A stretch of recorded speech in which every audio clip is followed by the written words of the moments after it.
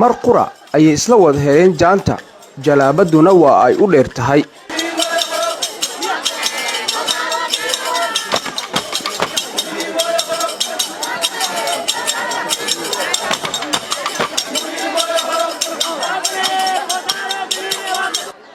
shirib ayaa loo yaqaanaa waana mid ka mid ah ciyaaraha qadiimiga ah ee laga dheelo jowhar iyo deegaanada ku teedsan.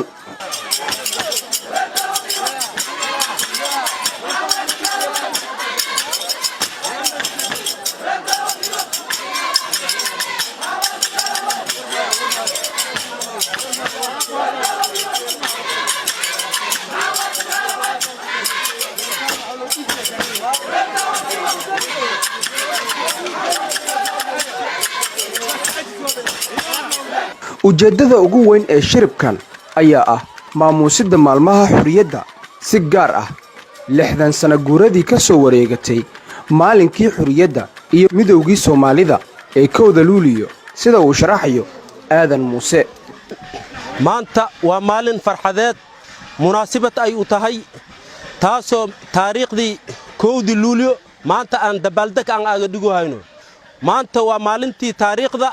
1 Luulyo 1960 waa maalintii Soomaaliya xornimada ay qaadatay waay taas ay farxad u tahay. xiliyada la qabto waxay ka mid tahay waa maalinta 1 Luulyo ayaan qabanaa anaga tan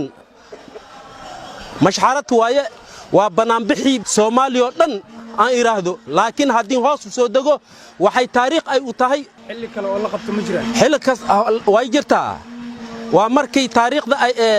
bisha soonfur ama sanad kasta oo cusub ayay farxad ay u tahay ayay qabashadeeda maalin joogta ay u qabsadaan.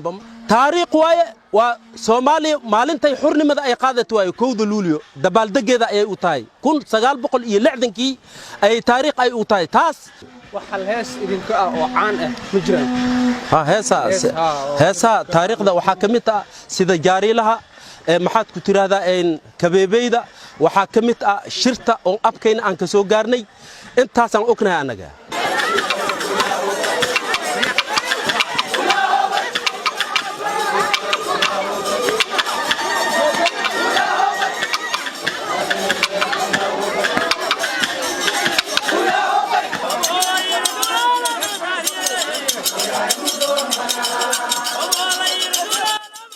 laashin ayaa loogu yeeraa ninkan shirbaya waxaana uu hogaamiyaa hadba heesta ay ku shirbayaan asxaabta ka daba shirbaysa ee daba socota.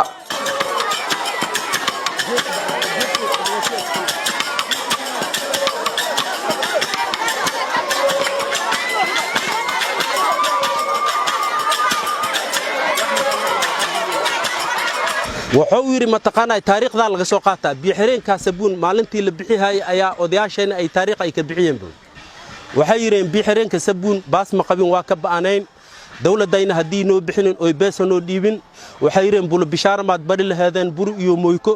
baabuur ma soo mari laheen balad xabaatley dacaar iyo bakoola ka baxdayaas yiri baahala jiifo budda sheekh maxamed quuleed haddaan bursa loo qaataa sir ma ogtahay nimankii bilaaw manay barsi iyo juudaan walaxan bartaan lagu arki manaa heerka badawaayo boontaan la weel ay basaasan madax ku qaadaa sir laashin kayne